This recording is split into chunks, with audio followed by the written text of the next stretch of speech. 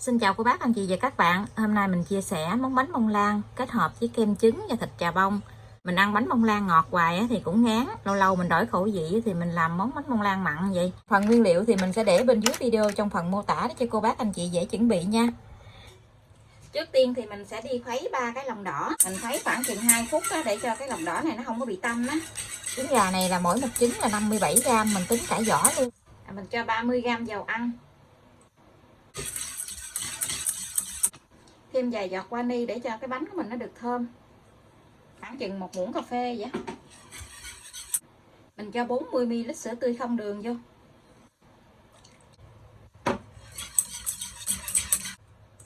Sau cùng thì mình sẽ cho 70g bột mì số 8 vô. Nếu như cô bác không có bột mì số 8 thì mình dùng 70g bột mì đa dụng cũng được nha. Mình gây qua cái gây gì nè để cho cái bột nó không bị vón cục á. Mình trộn đều cái phần bột này lại. Cô bác anh chị mình trộn nhanh tay á, đừng trộn lâu quá cái bánh của mình nó cũng dễ bị chai lắm.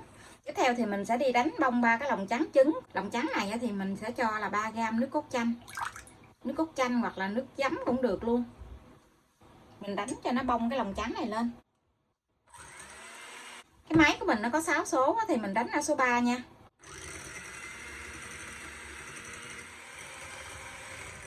Khi mình thấy cái lòng trắng trứng này nó nổi lên bọt bóng lớn thì mình sẽ cho 50g đường vô.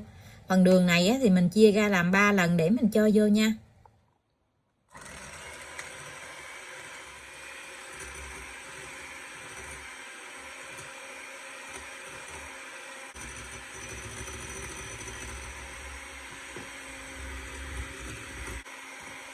Khi cái bọt bóng nó bắt đầu nó đã mịn lại như vậy thì mình sẽ hạ xuống còn số 2.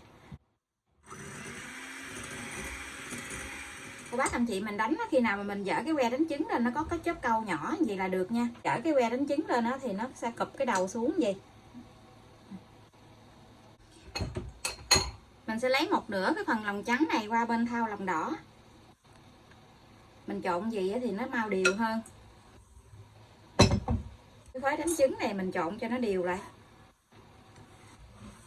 Giờ thì mình sẽ cho ngược lại bên thau lòng trắng. Rồi mình dùng cái muỗng dẹp nè, mình trộn mình hất từ bên dưới lên gì.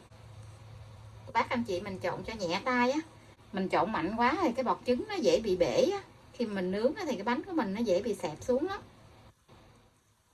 Mình trộn đều lại rồi thì mình sẽ cho vào trong khuôn để nướng luôn nha. Hôm nay thì mình nướng cái khuôn 16, khuôn đáy gời. Mình lót miếng giấy nến ở dưới cái khuôn gì nè. Khi cho bột vào trong khuôn thì cô bác dở lên cho nó cao cao gì nè. Cho cái bọt lớn nó dở bớt. Mình cho bột vô trong khuôn rồi thì mình sẽ lấy chiếc đũa nhọn hoặc là cây tăm mình đi cái đường xoắn ốc vậy để cho cái mặt bánh nó vàng đều ra. Lò nướng thì mình mở lên cho nó nóng trước 10 phút. Lò nhà mình có 3 ngăn thì mình nướng ở ngăn thứ 3, tức là ngăn dưới luôn. Mình nướng ở nhiệt độ là 140 độ C, mở 2 lửa, thời gian nướng là 40 phút, không cần mở quạt. Cô bác canh nhiệt độ nóng của lò nhà mình nha. Mình sẽ đi làm cái sốt kem. Ở đây mình có 3 cái lòng đỏ trứng. Mình đánh 3 cái lòng đỏ trứng này với lại 50g đường. 1 muỗng cà phê vani. Mình đánh cho cái đường này nó tan ra. Khi đường nó tan ra rồi thì mình sẽ cho 20g bột bắp vô. Mình trộn tất cả cái hỗn hợp này cho đều lại. Mình sẽ đun 200ml sữa tươi không đường cho nó ấm lên. Chỉ cần cái phần sữa tươi không đường này nó ấm lên thôi chứ không cần phải cho sôi nha. Khi sữa nó bắt đầu ấm lên rồi thì mình sẽ cho phần trứng này vô. Cho trứng vô thì cô bác anh chị mình khuấy cho nó đều lại. Mình mở lửa nhỏ thôi nha. Để cho cái phần kem trứng này nó chín từ từ á. Mình thấy kem trứng này nó sánh lại vậy là được. Sau cùng thì mình sẽ cho 20g bơ vô. Rồi mình trộn cho tan đều cái bơ này lại là được. Rồi mình chờ cho nó nguội tí xíu thì mình cho vô trong túi mắc kem. Tí nữa thì mình sẽ cho lên trên mặt bánh.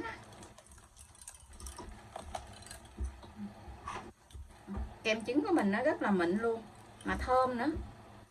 Kem trứng mình làm gì mình ăn với bánh mì sandwich cũng ngon lắm. Và bánh của mình đã nướng xong. Bây giờ mình hét cửa lò ra, mình để cái bánh ở trong lò 3 phút nữa thì mình hãy lấy ra nha.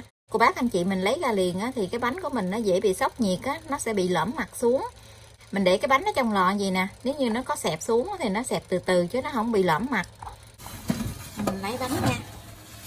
Mặt bánh nó không có bị nhăn mà cũng không có bị lõm mặt xuống nữa.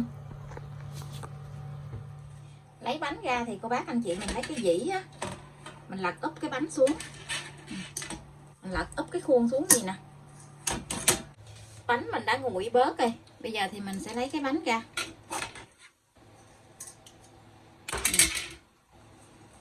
Cái bánh nó nhìn rất là đẹp luôn á.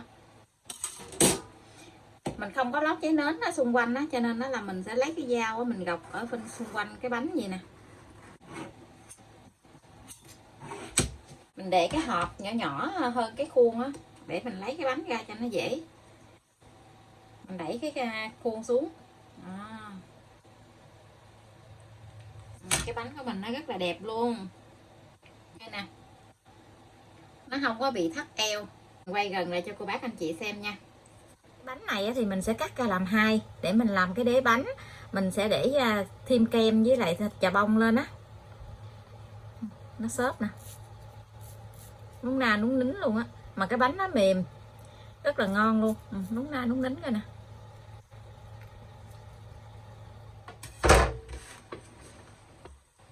Mình lấy cái dĩ ở bên dưới ra,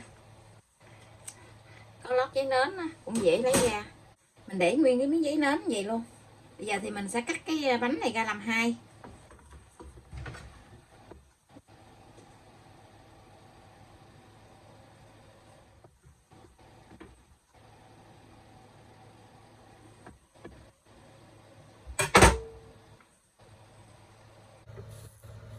Mình bóp lại nè, nó có cái độ đàn hồi của bánh á.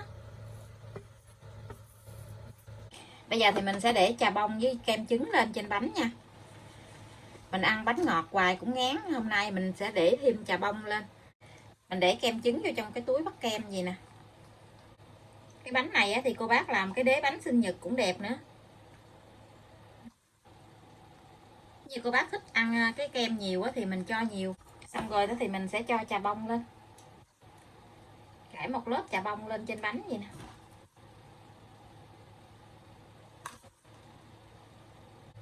Thì mình để thêm một lớp nữa.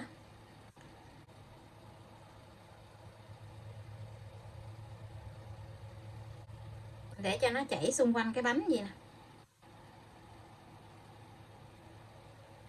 Tiếp tục thì mình sẽ cho chà bông lên trên.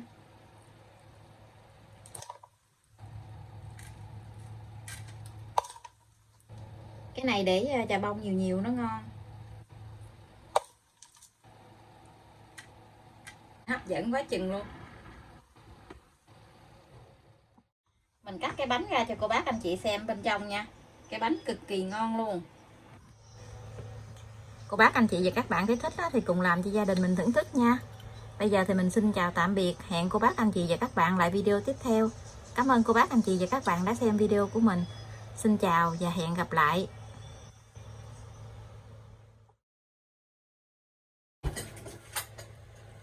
Rất là ngon luôn.